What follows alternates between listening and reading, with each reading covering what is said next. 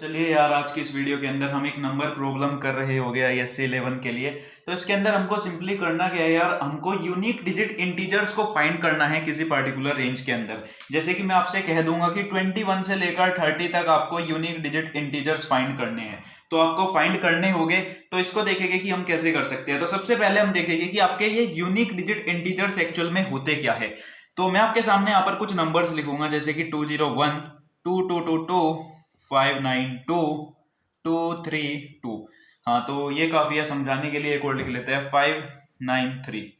अब unique digit integers वे integers होते हैं जिनकी हर एक डिजिट यूनिक हो। मतलब एक पार्टिकुलर डिजिट कितनी आपके पास 10 डिजिट है ना। 0 से लेकर आपके पास 9 तक 10 डिजिट्स है। तो हर एक पार्टिकुलर डिजिट सिर्फ एक बार आनी चाहिए, ठीक है। जैसे कि यहाँ पर 201 है, इसके अंदर 2 आपका कितनी बार आ रहा है, सिर्फ एक बार आ रहा है। 0 एक बार आ रहा है और 1 भी एक बार आ रहा है। इसीलिए ये एक यूनिक डिजिट इंटीजर है, क्योंकि इसकी हर एक डिजिट सिर्फ एक बार आ रही है।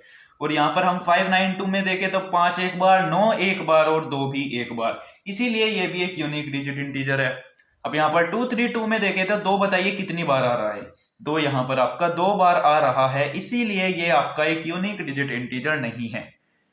तो इसी का लॉजिक देखेंगे कि हम इसको कैसे कर सकते हैं, ठीक है। मैं आपको यहाँ पर 2 लॉजिक बता रहा हूँगा, और जो भी आपको पसंद आए आप वो कर सकते हो, या आपको जो भी आसान लगे आप वो कर सकते हो। तो चलिए यार, पहले लॉजिक की तरफ हम यहाँ पर बढ़ेंगे। मैं इसको यहाँ से रब कर दूंगा और आगे बढ़ेंगे हम। तो देखिए, सपोज करिए हम सबसे पहले क्या करेंगे। सबसे पहले तो यार हमको इनपुट लेना होगा यूजर से, ठीक है। हमने सबसे पहले इनपुट ले लिया यूजर से। फिर हमको क्या करना होगा, एक m वैल्यू लेनी होगी और एक n वैल्यू। आप वेरिएबल का नाम कुछ भी ले सकते हो। तो सपोज करिए मैं कहा कि मैं 21 ली m की वैल्यू और n की वैल्यू मैं ली 30।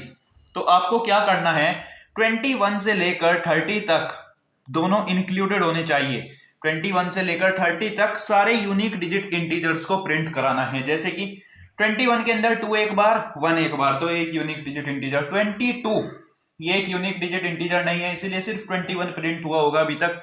फिर उसके बाद 23 हो जाएगा प्रिंट, क्योंकि एक यूनिक डिजिट इंटीजर है। 24 भी है, 25 भी है, 26 भी है, 27 भी है, 28 भी, 29 भी, 30 भी, ठीक है। तो कुछ इस टाइप से आपको 21 से लेकर 30 तक प्रिंट करानी होगी। तो आप यूजर से m और n वैल्यू ले लेना सबसे पहले। फिर हम क्या करेंगे यार, सबसे पहले आपको पता है हम क्या करने वाले हैं, एक फॉर लूप लगाने वाले हैं 21 से लेकर 30 तक। क्योंकि हमको 21 से लेकर 30 तक चेक करते जाना है कि कोई पर्टिकुलर नंबर आपका यूनिक है या नहीं है। तो देखिए हम इसको कैसे करेंगे। अब फॉर लूप का तो यार सीधा सीधा यहां पर आपको दिख रहा होगा, क्योंकि 21 से 30 तक जाना है। आप ऐसे तो नहीं जाओगे, एक बार i की वैल्यू 21 करोगे, फिर 22 करोगे मैन्युअली, है ना। फॉर लूप का यूज करने वाले हो। तो सबसे पहले मैं यहां पर एक फॉर लूप लगाऊंगा। Int i is equal to m set कर दूंगा, क्योंकि मुझको कहां से कहां तक जाना है, मुझको m से लेकर n तक जाना है। तो मैं यहां पर लिखूंगा i should be less then और इक्वल टू n, फिर मैं यहां पर i प्लस प्लस करा दूंगा, ठीक है जी।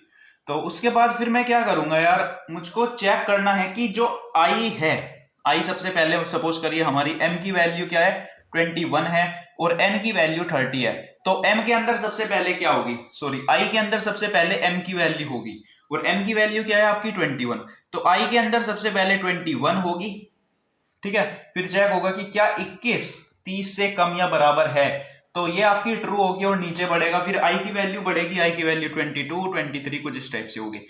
तो यार हमको यहां पर एक कंडीशन देनी होगी कि क्या जो आपका i है ना, हमको i चेक करना है अब तो, कि अगर जो आपका i यूनिक है, अगर आपका i एक यूनिक डिजिट इंटीजर है, तो हमको क्या कर देना है, यहां पर प्रिंट करा देना है i को। लेकिन अगर ऐसा नहीं होता, हम यहां पर एल्स ब्लॉक नहीं डालेंगे, हमको सिर्फ तभी प्रिंट कराना है अगर वो एक यूनिक इंटीजर होता है। तो हम इसका अगर यहां पर थोड़ा सा लॉजिक देखने की कोशिश करें तो देखिए, और यहां पर मैं आपको एक आइडिया दूंगा कि मेथड आपकी कैसे मदद कर सकते हैं। तो जैसे कि यार मैं यहां पर लिखूं इफ इज यूनिक i, देखते जाना अभी मैं क्या करने वाला हूं। तो SOP मैंने यहां पर लिखा, और फिर मैं क्या i प्रिंट कराऊंगा और साथ ही साथ स्पेस भी प्रिंट करा दूंगा, ठीक है। और मैं आपको वो लॉजिक भी बताने वाला हूं, जैसे कि 21, 22, 23 आपको इस टाइप से प्रिंट कराना है। मतलब आखिर में आपका कोमा नहीं होना चाहिए, सिर्फ बीच बीच में होना चाहिए। वैसे काफी आसान है, अगर आप थोड़ा सा दिमाग लगाओगे तो आप इसको आसानी से कर सकते हो। तो देखिए यार इसको हम कैसे कर सकते हैं। तो देखिए मैंने यहाँ पर सिंपली किया क्या है, मैंने चेक किया है कि क्या वो यूनिक है। एक और यहाँ पर राउंड ब्रैकेट लगा देते हैं। तो जैसे कि यार मैं आपको एक और एग्जांपल दूं यहाँ पर, जिसका आपने यूज भी किया हो शायद, अगर कोई मेरे मेथड याद आ जाए जो जावा के डेवलपर्स ने डिफाइन किया हो। है क्या कोई ऐसा मेथड जो बुलियन वैल्यू रिटर्न करता हो? सोच के बताओ एक बार। तो मेरे एक मेथड यहाँ पर याद आ रहा है शायद। हाँ, कोई कैरेक्टर का ले ले। जैसे कि आपके पास एक मेथड होता है, आप क्या करते हो, इफ लिखते हो यहाँ पर और फिर लिखते हो if character dot is upper case, है ना, आप कुछ इस टाइप से लिखते होगे इस अपर केस, और यहाँ पर एक वैल्यू पास करा देते हो जैसे कि ए। या फिर आप क्या करते हो, आपके पास एक वेरिएबल होता है कैर C H is equal to, और यहाँ पर ए इसके अंदर स्टोर्ड है, ठीक है, कैरेक्टर स्टोर्ड है, और यहाँ पर आपने ए वैल्यू पास करा दी। तो ये क्या करता है, एक बुलियन वैल्यू रिटर्न करता है। ये पूरा स्टेटमेंट या तो ट्रू इवेल्युएट करेगा या फॉल्स इवेल्युएट करेगा, ठीक है। तो अगर वो अपर केस होता है तो आपको कंटिन्यू करना है। तो क्या आपने यहाँ पर लॉजिक की चिंता की इसकी? बिल्कुल नहीं की। आपने यहाँ पर डायरेक्टली लिखा कि क्या वो अपर केस है, और अगर वो होता है तो आपको कंटिन्यू करना है, अपना कुछ टास्क परफॉर्म करना है, नहीं तो रुक जाना है। तो इसका लॉजिक जावा के डेवलपर्स ने एक मेथड के अंदर लिखा है, और मेथड का नाम क्या है, इस अपर केस, और ये हमारी क्लास का नाम है, ठीक है। तो हम सिंपली यहां पर क्या करेंगे, एक इज यूनिक मेथड डिफाइन कर देंगे जो इसी टाइप से एक आर्ग्यूमेंट लेगा, ठीक है। तो इसको हम एक आर्ग्यूमेंट मतलब एक वैल्यू पास करा देंगे यहां पर इंटीजर की, और वो चेक करके बताएगा कि क्या वो एक यूनिक डिजिट इंटीजर है। अगर वो होता है तो हम कंटिन्यू करेंगे, अगर नहीं होता तो हम रुक जाएंगे, ठीक है। तो ये एक इंटीजर की वैल्यू रिटर्न करेगा, नहीं, एक बुलियन की वैल्यू रिटर्न करेगा, क्योंकि इफ ब्लॉक के अंदर हमको बुलियन की वैल्यू चाहिए, है ना। या तो ये ट्रू इवेल्युएट होगा या फॉल्स इवेल्युएट होगा, और इसके अंदर हम बार बार आई की वैल्यू पास करते रहेंगे। तो आपको यहाँ पर एक लॉजिक का आइडिया हुआ होगा, है ना। हमने यहाँ पर जब ये लॉजिक लिखा तो हमको चिंता नहीं करनी पड़ी कि हम कैसे लिखेंगे लॉजिक इज यूनिक का, बस हमने यहाँ पर लिख दिया कि अगर वो यूनिक होता है तो हमको ऐसा करना है। अब इसके बाद देखेंगे कि हम इस यूनिक को कैसे कोड करने वाले हैं। तो दो तरीके हैं इस यूनिक को कोड करने के। तो वैसे तो तरीके यार बहुत हो सकते हैं, पर फिलहाल मेरे दिमाग में दो तरीके आ रहे हैं, मैं दोनों आपको बता दूंगा, और जो आपको पसंद आएगा आप वो कर सकते हो। तो देखिए यार, सबसे पहला तरीका, मैं सपोज करिए यहाँ पर एक एरे बना लूंगा। मैं यहाँ पर एक एरे बना लूंगा, 1 2 3 4 5 6 7 8 9 और 1 10, है ना। इसकी मैं यहाँ पर इंडेक्सिंग कर लूंगा 0 1 2 3 4 5 6 7 8 9, ठीक है। तो ये कितने बॉक्सेस हुए, यहाँ पर 10 बॉक्सेस हो गए है ना, 0 से लेकर 9 तक। और कमाल की बात यहाँ पर ये है कि आपकी जो डेसिमल नंबर सिस्टम होता है ना, उसके अंदर 10 ही डिजिट्स होती है 0 से लेकर 9 तक। तो अब आप मुझको एक बात बताइए कि यूनिक डिजिट इंटीजर कौन से होते हैं। जैसे कि मैं यहाँ पर लिखा 302, तो आप मुझको बताइए 302 के अंदर 3 कितनी बार आया है, एक बार, 0 एक बार, 2 एक बार, और अगर मैं बाकी डिजिट्स को भी देखूं जैसे कि 1, फिर यहां पर आ जाएगा आपका 4, फिर 5, फिर 6 7 8 9, तो ये कितनी बार आई है यहाँ पर, 0 बार, मतलब एक बार भी नहीं। ये भी 0, ये भी 0, ये भी 0 0 0 0, ठीक है। तो मतलब यार अगर मैं यहाँ पर एक और 2 लगा दूं तो 2 आपका 2 बार आ जाएगा। तो मैं कहना क्या चाहता हूं यहाँ पर कि यूनिक डिजिट इंटीजर्स वे होते हैं जिनका अगर कोई भी डिजिट एक से ज्यादा बार आ जाए तो वो यूनिक डिजिट इंटीजर नहीं होंगे। मैं कुछ गलत कहा ना, मैं कहना कुछ और चाहता था लेकिन मैं डेविएट कर दिया। तो फिर से कहता हूं मैं कि यूनिक डिजिट इंटीजर वे नहीं होते, यूनिक डिजिट इंटीजर वे नहीं होते जिनके अंदर कोई भी पार्टिकुलर डिजिट एक से ज्यादा बार आ जाती है। मतलब क्या कि यूनिक डिजिट इंटीजर वही होंगे जिनके अंदर या तो एक बार हो कोई पार्टिकुलर डिजिट या 0 बार हो। तो देखिए अब मैं क्या करने वाला हूं, यहाँ पर मैंने एक एरे बना लिया, और सपोज करिए इस एरे का नाम ARR है, ठीक है, कुछ भी रख सकते हो आप। इसकी लेंथ कितनी है, 10 है, और अगर आपको इसकी लेंथ चेक करनी है तो आप लिख सकते हो ARR.length, ये आपको इसकी लेंथ दे देगा, ठीक है। इंट m, नहीं m हमने पहले डिफाइन कर रखा है, int is equal to ARR.length, ठीक है। तो ये आपका एक वेरिएबल है, याद रखना, कोई मेथड नहीं है, पिछले वीडियो में भी मैंने आपको बताया था। तो ठीक है, तो मैंने यहाँ पर एक एरे यार डिफाइन कर लिया है। अब मैं क्या कर सकता हूँ, यहाँ पर देखिए, सपोज करिए मेरे पास यहाँ पर एक नंबर है, इंट नम के अंदर मेरे पास एक नंबर है जैसे कि 723, 7 2 3। अब मुझको चेक करना है कि वो यूनिक है या नहीं है। तो मैं क्या कर सकता हूं, जैसे कि मेरे पास 7 है तो मैं 7 इंडेक्स पर इसकी वैल्यू सेट करा सकता हूं कि ये कितनी बार आया है। 7 यहां पर एक बार आया है। 2 कितनी बार आया है, 2 मेरा एक बार आया है। 3 कितनी बार आया है, एक बार आया है। और बाकी डिजिट्स कितनी बार आई है आपकी, 0 बार आई है। ठीक है, तो फिर मैं क्या कर सकता हूं, यहां पर एक बुलियन का वेरिएबल बनाऊंगा मैं, बुलियन, और इसका नाम मैं रख लेता हूं यहां पर यूनिक। और इसकी मैं वैल्यू जो है यहां पर पहले ट्रू सेट कर लेता हूं, मतलब मैं मान लेता हूं कि जो मेरा नंबर है वो यूनिक है। ठीक है, फिर मैं क्या कर सकता हूं, यहां पर इस पूरे एरे के थ्रू इटरेट करूंगा 0 से लेकर इसकी लेंथ -1 तक।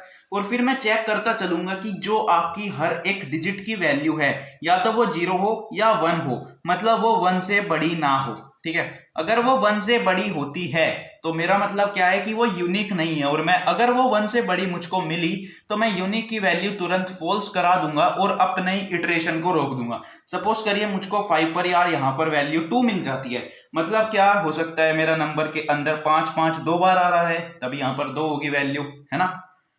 तो मैं सिंपली क्या करूंगा, अगर मुझको यहां पर 2 मिल जाती है तो मैं यूनिक की वैल्यू तो फॉल्स सेट करा दूंगा तुरंत, क्योंकि वो फॉल्स है, यूनिक नहीं है। और मैं यहां पर तुरंत ब्रेक का यूज कर लूंगा क्योंकि मुझको अपनी इटरेशन रोकनी है। अब मेरा कोई फायदा नहीं है कि मैं 6 को भी चेक करूं, 7 को भी, 8 को भी, 9 को भी, क्योंकि 5 2 बार आ चुका है, वो यूनिक नहीं है। ठीक है, और वो ना होने वाला है क्योंकि 6 7 8 9 भले ही एक बार आ रहे हो पर वो यूनिक नहीं होगा क्योंकि 5 आपका 2 बार आ चुका है। तो इस टाइप से यहाँ पर ये लॉजिक है, इसके अंदर देखिए हम कैसे कर सकते हैं। अब तो हम एक मेथड डिफाइन करेंगे, सबसे पहले मैं उसको स्टैटिक डिफाइन कर लूंगा, स्टैटिक। और इसका रिटर्न टाइप क्या होने वाला है, बुलियन, मतलब ये एक बुलियन की वैल्यू रिटर्न करेगा। जैसे कि यार आपका इज अपर केस मेथड था, वो बुलियन की वैल्यू रिटर्न करता था।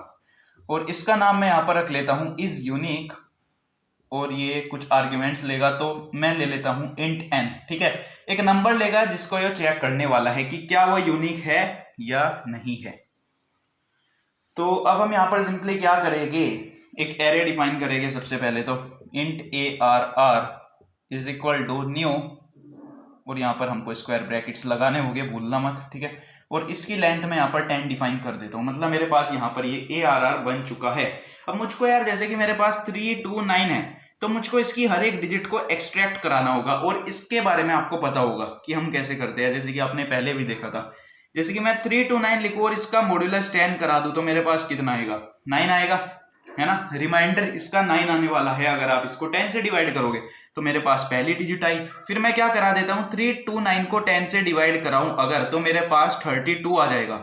देख लो यहाँ पर 3 2 9 10 3 जा 32 9 2 जा 20, और यहाँ पर मेरा 9 रिमाइंडर आया था। और अगर मैं इसको 10 से डिवाइड करता हूं तो ये 32 आता है। ठीक है, हम यहाँ पर इंटीजर की वैल्यू स्टोर कराएंगे, ना कि पॉइंट की वैल्यू, मतलब फ्लोट डेटा टाइप के अंदर हम स्टोर नहीं कराएंगे, इसलिए यहाँ पर 32 स्टोर होने वाला है।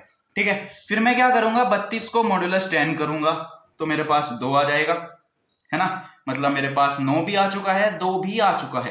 फिर मैं 32 को 10 से डिवाइड करूं तो मेरे पास कितना आएगा, 3 आ जाएगा। और फिर मैं 3 मॉड्यूलस 10 करूं अगर, देखिए करके 3 10 10 0 जा 0, और यहाँ पर 3 रिमाइंडर आता है, मतलब मेरे पास 3 भी आ चुका है। और अगर मैं अब 3 को 10 से डिवाइड करूं तो कितना आ जाएगा मेरे पास, 0। और अगर यहाँ पर मेरी वैल्यू 0 आ जाती है तो मुझको रुक जाना है। ठीक है, तो कुछ इस टाइप से मैं यहाँ पर हर एक डिजिट को एक्सट्रैक्ट करा सकता हूं। तो एरे हमने यहाँ पर बना लिया है। फिर मैं यहाँ पर एक व्हाइल लूप लगा सकता हूँ, क्योंकि यार मुझको नहीं पता कि कितनी बार मेरी इटरेशन होने वाली है। अगर आपको पता है कि कितनी बार होगी तो आप फॉर लूप लगा सकते हो, लेकिन अभी आपको नहीं पता, सिर्फ एक कंडीशन पता है। वो कंडीशन क्या है, सपोज करिए मेरे पास यहाँ पर n के अंदर वो नंबर है ना, तो मैं एक काम करता हूं, इंट, या छोड़िए फिलहाल n के अंदर मेरा वो नंबर है, हाँ n के अंदर नंबर है, तो मैं यहाँ पर क्या कर सकता हूँ, जैसे कि मेरे पास पिछली बार num के अंदर वो नंबर था, तो हम num की वैल्यू ही चेंज करते जा रहे थे। और हम कब रुक गए थे, अगर num की वैल्यू 0 हो जाती है। ठीक है, मतलब num की वैल्यू 0 से बड़ी हुई अगर, तो हमको कंटिन्यू करना है। तो मैं यहाँ पर लिख दूंगा कि अगर n की वैल्यू 0 से बड़ी होती है तो आप चलते रहिए, लेकिन अगर n की वैल्यू 0 से छोटी हो जाती है, 0 के बराबर हो जाती है, तो आपको रुक जाना है। तो मैं यहाँ पर कुछ ऐसे ही लिखा, एक कंडीशन दी कि अगर n की वैल्यू 0 से बड़ी है तो आपको चलते जाना है। जैसे कि 3 थी n की वैल्यू, तो आपको चलते जाना है, लेकिन n की वैल्यू 0 हो गई तो आपको रुक जाना है मतलब, ठीक है। तो अगर n की वैल्यू 0 से बड़ी होती है तो हमको क्या करना है, यहाँ पर इंट, मेरे पास यहाँ पर एक डिजिट होगी, ठीक है, और मैं यहाँ पर क्या करूंगा, जो आपका n मॉड्यूलस 10 करा दूंगा। तो n के अंदर अगर 392 था तो 392 मॉड्यूलस 10 मतलब 2 मेरी dig के अंदर आ जाएगा, डिजिट के अंदर। फिर मैं क्या कर सकता हूं, यहाँ पर इसके 2 इंडेक्स पर इसकी एक वैल्यू बढ़ा सकता हूं, है ना, इसकी एक वैल्यू बढ़ा सकता हूं। अगर मैंने यहाँ पर एक इंटीजर का एरे बनाया है और कोई भी वैल्यू इनिशियलाइज नहीं की है तो उसकी डिफॉल्ट वैल्यू 0 होने वाली है। मतलब फिलहाल सबके अंदर आपकी 0 वैल्यू है, फिलहाल सबके अंदर आपकी 0 वैल्यू है। Alright, alright. तो dig के अंदर फिलहाल मेरा यहाँ पर 2 आ चुका है क्योंकि मेरा नंबर 392 है। फिर मैं क्या करूंगा, यहाँ पर arr के dig इंडेक्स पर, dig क्या है मेरा 2 इंडेक्स पर, मैं क्या करूंगा, उसकी 1 से वैल्यू बढ़ा दूंगा। अगर यहाँ पर 0 है तो मैं 1 करा दूंगा, अगर यहाँ पर 1 है तो मैं यहाँ पर 2 करा दूंगा। तो मैं कुछ ऐसे कर सकता हूं, यहाँ पर arr dig पर जो भी वैल्यू है उसको आप 1 प्लस कराइए, ठीक है, और फिर से उसके अंदर स्टोर करा दीजिए, ठीक है। तो आप यहाँ पर शॉर्ट हैंड ऑपरेटर का भी यूज कर सकते थे, लेकिन मैं आपको यहाँ पर आसानी से समझाने के लिए ऐसा कर दिया। तो आपने यहाँ पर डिजिट ऐसे बढ़ा दी, आप ऐसे करते जाओगे और आखिर में आप क्या करोगे, यहाँ पर num n is equal to n divide by 10 करा दोगे, जैसे कि आपने वहां पर किया था। तो एक ये वाइल लूप चलता रहेगा और इसके अंदर आपकी वैल्यूज स्टोर होती रहेगी। फिर हमको सिंपली यार क्या करना है, मैं इसको फिर से रब कर रहा हूं, आप लिख लेना। फिर उसके बाद हमको यार यहाँ पर एक फोर लूप लगाना होगा, इसके बाद हमको यहाँ पर एक फोर लूप लगाना होगा। तो फोर लूप के अंदर देखिए क्या होता है, फोर लूप, तो मैं यहाँ पर 0 से लेकर 9 तक जाऊंगा, तो मैं यहाँ पर लिखूंगा int i is equal to 0, I should be less than जो आपका ये एरे है, क्या है, arr डॉट लेंथ। और यहाँ पर आपको राउंड ब्रैकेट्स नहीं लगाने होंगे क्योंकि एक वेरिएबल है, जैसे कि मैंने आपको पहले भी बताया था। फिर मैं क्या करूंगा यहाँ पर कि अगर मैं यहाँ पर एक बुलियन का वेरिएबल बना लूंगा, ठीक है, बुलियन यूनिक बना रखा था शायद मैंने पहले, और अब कर दिया, तो मैं यहाँ पर लिख लेता हूं, और इसकी वैल्यू मैं ट्रू सेट कर रखी है, ठीक है। हम मान के चल रहे हैं कि वो यूनिक है, लेकिन हम क्या करेंगे यार कि अगर आपके arr के i इंडेक्स पर, मतलब 0 इंडेक्स पर, 1 इंडेक्स पर, 2 इंडेक्स पर, 3 इंडेक्स पर अगर कोई भी वैल्यू 1 से बड़ी होती है तो हमको क्या करना है, यूनिक की वैल्यू को फॉल्स सेट करा देना है। मतलब वो यूनिक नहीं है क्योंकि एक डिजिट कोई भी 1 से ज्यादा बार आ चुकी है। और फिर हम यहां पर तुरंत ही इस वाले फोर लूप को ब्रेक करा देंगे, ठीक है, इस फोर लूप से बाहर निकलेगा। और जैसे यार हम अपना सारा कोड कर लेते हैं, फिर आखिर में हम क्या रिटर्न कराएंगे हम यूनिक को, ठीक है। यूनिक एक वेरिएबल है जो बुलियन वैल्यू रिटर्न करता है, कुछ इस टाइप से यार हम इसको कर रहे होंगे, ठीक है। तो यार मैं सोच रहा हूँ इस वीडियो के अंदर मैं आपको सिर्फ एक ही मेथड बताऊं, ये वाला मेथड, और अगली वीडियो के अंदर मैं दूसरा मेथड भी बता दूंगा। आप चिंता मत करना, कमेंट करके बताना, क्योंकि यार वीडियो फिर थोड़ी बड़ी हो जाएगी। तो अब हम इसको कंप्यूटर स्क्रीन पर अपने करके देख लेते हैं। तो चलिए यार, मैं यहाँ पर अपनी ब्लूजे विंडो के अंदर आ चुका हूँ।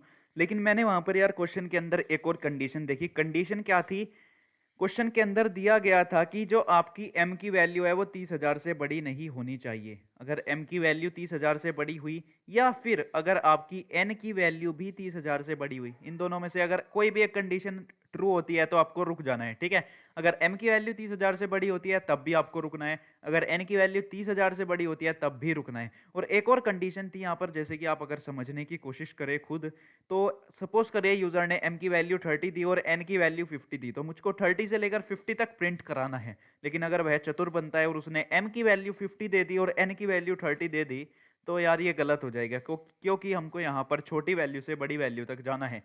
इसीलिए हम यहाँ पर एक और यहाँ पर दे सकते हैं कंडीशन कि अगर आपकी n की वैल्यू m से बड़ी हो जाती है तब भी आपको रुक जाना है। तो हम सिस्टम डॉट एग्जिट का यूज कर लेंगे और एक आउटपुट दे देंगे कि आपका इनवैलिड इनपुट है ना। तो इन 3 कंडीशंस को हमको ध्यान में रखना है, तब रुक जाना है, ठीक है। तो सबसे पहले हम ये कंडीशन दे रहे होंगे सबसे, क्योंकि हमको शुरुआत में इनको चेक करना होगा, ठीक है। पूरा इवेलुएट करने के बाद थोड़ा चेक करेंगे हम इसको। तो हम यहाँ पर शुरुआत में एक कंडीशन दे देंगे, ये कंडीशन दे देंगे कि अगर कुछ ऐसा होता है तो मैं यहाँ पर एक आउटपुट स्टेटमेंट दूंगा। सबसे पहले system dot out dot print L N, और मैं यहाँ पर लिख दूंगा इनवैलिड इनपुट भाई। तो इनवैलिड इनपुट मैंने यहाँ पर दे दिया और फिर मैं क्या करूँगा, यहाँ पर सिस्टम डॉट एग्जिट का यूज़ करूँगा और मैं यहाँ पर 0 लिख दूंगा। ठीक है, हाँ जी। अब उसके बाद मैं यहाँ पर अगर कुछ ऐसा होता है तो ये यहीं पर ही रुक जाएगा, लेकिन अगर ऐसा नहीं होता तो ये आगे बढ़ जाएगा। आगे बढ़ने पर हमको क्या करना है, एक फोर लूप लगाना था m से लेकर n तक, है ना। Int m is equal to, मैं कहाँ से जाना है मुझको, सॉरी मैं यहाँ पर i करूँगा। तो i की वैल्यू मैं m के बराबर सेट करूँगा और मैं यहाँ पर लिखूँगा i should be less then और इक्वल टू n और फिर मैं i प्लस प्लस, ठीक है, क्योंकि मुझको m से लेकर n तक जाना है और ये सारी बातें मैं आपको अभी अभी समझा कर आया हूँ। ठीक है, तो फिर मैं यहाँ पर क्या करूंगा, अगर वो यूनिक होता है, इफ इज यूनिक, अगर वो यूनिक होता है, कौन यूनिक होता है, अगर आपका आई यूनिक होता है तो आपको क्या करना है, यहाँ पर प्रिंट कराना है आई की वैल्यू को। अगर वो यूनिक होता है तो उसको प्रिंट करा देना है। फिलहाल ये कह रहा है ये इस यूनिक मेथड आपका डिफाइन नहीं है, तो उसको हम यहाँ पर डिफाइन कर लेंगे अभी। अब चिंता मत करो, मैं यहाँ पर आई प्लस कराऊंगा और उसके बाद थोड़ा सा स्पेस। ठीक है, इतना काम हो गया और मैं यहाँ पर क्या करूंगा, इसके अंदर मुझको एक और क्वेश्चन था कि आपको बताना है कि वे कितने नंबर्स है, ऐसे उस रेंज में कितने नंबर्स है। तो मैं यहाँ पर क्या कर सकता हूँ, एक वेरिएबल डिफाइन कर सकता हूँ काउंट नाम से, काउंट इज इक्वल टू 0। ठीक है, इसकी वैल्यू फिलहाल 0 है, मतलब यार मेरे फिलहाल 0 ऐसे नंबर्स है। लेकिन जैसे यार वो यूनिक होता है, अगर वो यूनिक होता है तो मतलब एक नंबर मेरा बढ़ गया। तो मैं यहाँ पर काउंट किसके लिए यूज कर रहा हूँ, काउंट करने के लिए कि कितने नंबर से आपके जो यूनिक है।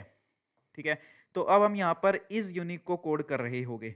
तो मैं यहाँ पर ऊपर जाऊंगा और यहाँ पर लिखूंगा स्टैटिक, और क्योंकि एक बुलियन की वैल्यू रिटर्न कर रहा है तो मैं यहाँ पर लिख दूंगा स्टैटिक बुलियन इज यूनिक, और क्योंकि एक आर्ग्यूमेंट भी ले रहा है तो मैं यहाँ पर n ले लिया।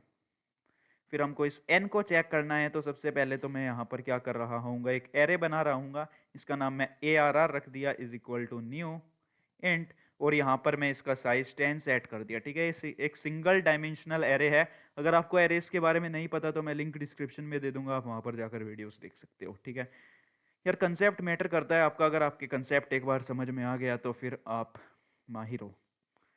तो आगे बढ़ेंगे, अगर हम यहाँ पर हमको क्या करना है, सबसे पहले एक वाइल लूप लगाना है और मैं यहाँ पर क्या करूँगा कि अगर आपका n 0 से बड़ा होता है तो आपको कंटिन्यू करना है, नहीं तो आपको रुक जाना है। तो अगर आपका यार n बड़ा होता है 0 से तो मैं यहाँ पर एक डिजिट एक्सट्रैक्ट कराऊंगा, और डिजिट कैसे निकलेगी, वो मॉड्यूलस 10 करके, n मॉड्यूलस 10। और फिर मैं क्या कराऊंगा, ARR के DIG इंडेक्स पर, 0 इंडेक्स पर, 1 इंडेक्स पर, जो भी आपकी डिजिट आती है, जैसे कि 232 नंबर था तो 2 इंडेक्स पर, फिर 3 इंडेक्स पर, फिर से 2 इंडेक्स पर। आपको क्या करना है, यहाँ पर मैं प्लस इक्वल का यूज कर रहा हूँ 1। ठीक है, ARR के DIG पर ये किसके बराबर होगा, ARR के DIG is equal to ARR के DIG इंडेक्स पर प्लस 1, है ना। तो हाँ बिल्कुल सही बात है, ऐसे ही हम यहाँ पर इसको कर सकते हैं। और फिर मैं यहाँ पर DIG इक्वल डिवाइड बाई 10, मतलब यार इसको आप 10 से फिर डिवाइड कर दीजिए, किसको, DIG को नहीं यार, आपको n को डिवाइड करना है। तो मैं यहाँ पर लिखूंगा n और मैं यहाँ पर टैब दबाया तो ये आगे चला गया। ठीक है, इतना हो गया। फिर मैं यहाँ पर एक फोर लूप लगाऊंगा और ARR को प्रिंट करा दूंगा, नहीं प्रिंट नहीं, मैं यहाँ पर रिटर्न कराऊंगा कुछ वैल्यूज को। तो फिर मैं यहाँ पर इंट j यहाँ पर यूज कर लेता हूँ, या i भी यूज कर सकते हैं, कोई दिक्कत नहीं है, क्योंकि i हमने मेन मेथड के अंदर यूज किया और फिलहाल हम यहाँ पर इस यूनिक मेथड के अंदर है। तो i का स्कोप इसी मेथड के अंदर रहेगा और उस वाले i का स्कोप सिर्फ मेन मेथड के अंदर। तो i इज इक्वल टू मैं यहाँ पर 0 सेट किया और मैं यहाँ पर क्या करूँगा, i should be less then और इज इक्वल टू, या फिर मैं लेस देन लिखूंगा यहाँ पर सिर्फ ARR डॉट लेंथ। ठीक है, ये आपका एक वेरिएबल है, मैं आपको 100 बार बता चुका हूँ, तो ध्यान रखना यार इस बात का। ठीक है, इसमें आपको कंफ्यूज नहीं होना है। तो यहाँ पर इतना हो गया। मैं अब क्या कर सकता हूँ, यहाँ पर एक कंडीशन दे सकता हूँ। क्या कंडीशन दूंगा कि अगर आपका जो ARR के आई इंडेक्स पर जो वैल्यू है, अगर वो 1 से बड़ी है, अगर वो 1 से बड़ी है तो यहाँ पर यूनिक को आप फॉल्स कर दीजिए। तो मैं यहाँ पर एक बुलियन का वेरिएबल बनाऊंगा जिसका नाम मैं यूनिक रखूंगा और उसकी वैल्यू मैं ट्रू सेट करा दूंगा सबसे पहले। ठीक है, ट्रू मैंने उसकी वैल्यू सेट करा दी और फिर मैं यहाँ पर क्या करूंगा, unique is equal to false करा दूंगा। तो अगर वो फॉल्स हो जाता है तो हमको आगे बढ़ने की जरूरत नहीं है, वहीं पर ही रुक जाना है, क्योंकि एक बार वो फॉल्स हो चुका तो वो फॉल्स हो चुका है। अगर आपने यहाँ पर ब्रेक नहीं लगाया तो सिर्फ आपका टाइम ही वेस्ट होने वाला है और कुछ नहीं होगा। तो जैसे ही यार मैं इस फॉर लूप से भी बाहर निकलता हूँ, मैं यहाँ पर रिटर्न करा दूंगा किसको, यूनिक को। यहाँ पर शायद ऊपर कोई एरर आ रहा था। हाँ, तो n divide by equal to 10 मैंने यहाँ पर करना है, मतलब मुझको यहाँ पर n डिवाइड इक्वल 10 करना है, ठीक है, यानी कि n is equal to n divide by 10। मैंने जल्दबाजी में उल्टा लिख दिया था। तो इतना तो यार मेरा हो चुका है, और शायद मुझको लगता भी नहीं है, और मुझको कुछ करना भी है यहाँ पर। तो मैं प्रिंट एलन को हटा दूंगा, यहाँ से प्रिंट करा लूंगा। अब इसको कंपाइल करते हैं और एक बार देखते हैं। तो यार तुझको तो मैंने छुपाया था, तू फिर से निकल कर आ गया। मैं वर्ड मैन पर यहाँ पर क्लिक करूंगा, और यहाँ पर ये मुझसे m की वैल्यू मांगेगा, तो मैं 20 लिख देता हूँ, चलिए। और n की वैल्यू मैं 30 लिख दूँ। n की वैल्यू अगर मैं यहाँ पर 30 लिख देता हूँ, चलिए। तो इनवैलिड इनपुट यार ये मुझको दे रहा है, तो मैं कुछ गलत कर दिया क्या वहाँ पर? 20 और 30 में मैंने कुछ गलत कर दिया है क्या? तो देख लेते हैं यार एक बार, मैंने उल्टी कंडीशन तो नहीं दे दी। n ग्रेटर देन और इक्वल टू m। अगर n आपकी, सॉरी मैंने यहाँ पर उल्टी कंडीशन दे दी है। अगर आपकी m की वैल्यू, सॉरी मैंने यहाँ पर n ग्रेटर देन, मैं साइन उल्टा कर देता हूँ बस यहाँ पर। तो अगर आपकी n की वैल्यू छोटी होती है m से, तो तब रुकना है आपको, है ना? हाँ, क्योंकि अगर n की वैल्यू जैसे कि मान लीजिए 20 है और m की वैल्यू 30 है, तो आपको रुकना है। तो अब मैं यहाँ पर इसको अगर कंपाइल करूँ और देखूँ, तो इस बार हो जाना चाहिए। तो मेरी इस गलती के लिए सॉरी यार। मैं यहाँ पर 20 लिखूंगा और यहाँ पर मैं 30 लिखूंगा, और मुझको यार काउंट की वैल्यू भी प्रिंट करानी थी, तो उसको भी करा लेंगे। जैसे कि आप देख सकते हैं यहाँ से 22 एक्सक्लूड करा दिया गया है, क्योंकि वो एक यूनिक डिजिट इंटीजर नहीं है। तो मैं यहाँ पर एक काउंट और प्रिंट करा लेता हूँ यहाँ से। मैं यहाँ पर क्या करूँगा, system dot out dot print L N, और मैं यहाँ पर क्या करूँगा, फ्रीक्वेंसीज की प्रिंट करा दूंगा, या नंबर ऑफ नंबर्स। मैं कुछ भी ऐसे ही लिख रहा हूँ, ठीक है। आप एक अच्छी सी हेडिंग डाल देना यहाँ पर, और मैं यहाँ पर काउंट को प्रिंट करा दूंगा। कंट्रोल प्लस के मैंने यहाँ पर दबाया, ऑल्ट प्लस F4 मैंने यहाँ पर दबाया, और वर्ड मेन पर मैंने यहाँ पर क्लिक किया, इंटर हिट किया। मैं यहाँ पर 20 लिखूंगा सबसे पहले, और फिर मैं 30 लिखूंगा, और देखते हैं क्या होता है। तो नंबर ऑफ नंबर 10 आया है यहाँ पर, 10 ही है क्या? 1 2 3 4 5 6 7 8 9 10, ठीक है। तो वहाँ पर आप प्रिंट एलन का यूज़ कर लेना एक बार, तो हो जाएगा आपका।